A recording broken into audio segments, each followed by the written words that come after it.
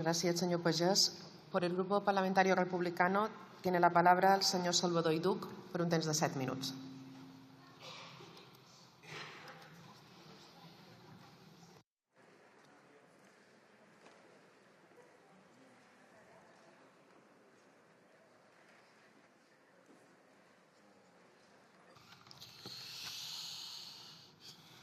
Bona tarda.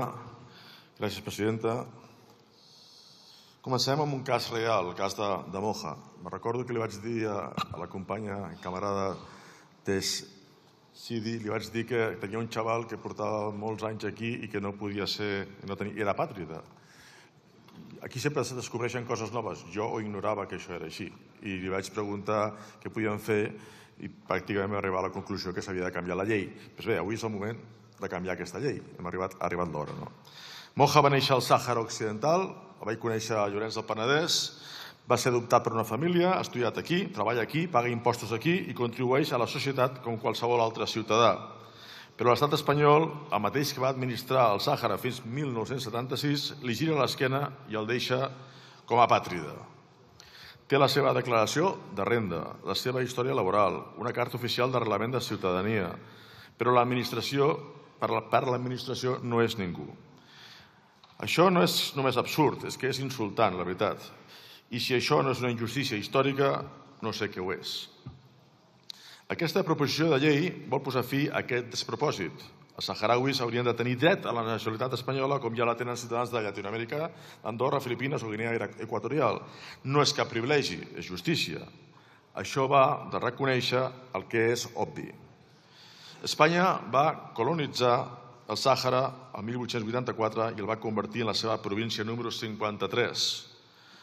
El va explotar i el va controlar fins al 1976, quan va fugir per la porta del darrere d'un personatge corrupte i franquista com era Joan Carles I. Aquesta retirada vergonyant va deixar a la gent que era colònia a la seva sort. Els saharauis van passar de ser ciutadans espanyols a convertir-se en refugiats en un desert. I això 40 anys després encara no s'ha reparat. El Codi Civil concedeix la nacionalitat als ciutadans de certs països amb només 2 anys de residència, però el poble saharaui, que va formar part de l'Estat fins al 1976, repeteixo, queda fora d'aquesta norma. Per què? És un oblit? És desídia? És pura vergonya? No ho sabem.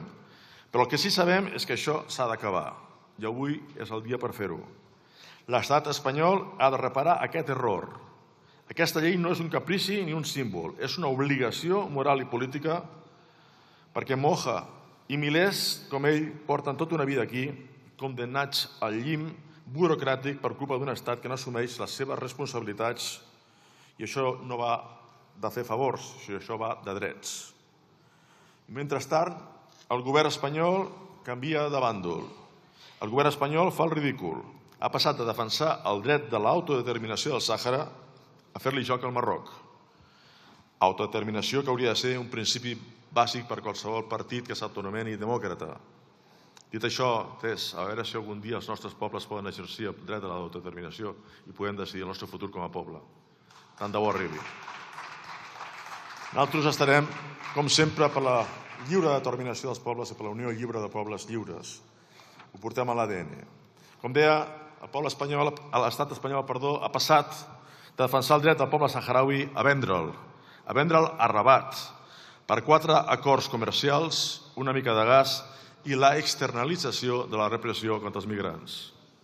I la externalització o la privatització de la repressió contra els migrants a les fronteres. Tot plegat amb el beneplàcit de França i altres potències occidentals. El nostre vot serà avui a favor de la justícia. Votarem a favor d'aquesta proposició de llei perquè és de sentit comú i perquè s'ha de fer justícia i perquè l'estat espanyol ha de començar a fer les coses bé i ha de deixar de ser còmplice de l'opressió sobre el poble saharaui. La nacionalitat és un dret, no un favor, així de clar. Moltes gràcies.